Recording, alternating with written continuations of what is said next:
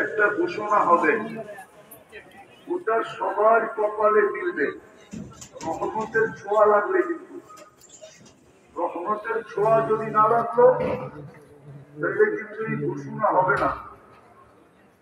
রহমতের ছোঁয়া লাগলে ঘোষণা হবে,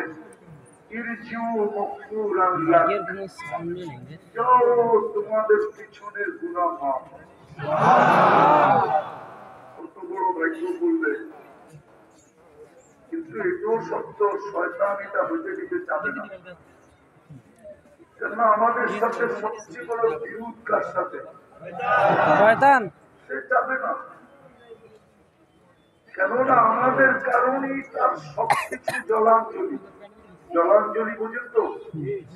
তার সব কিছু ধূলিসাৎ আমাদের কারণে। মানুষের অস্তিত্ব যদি না হইতো তাহলে শয়তান কোনদিন শয়তান হইত না। তাইলে তার নাম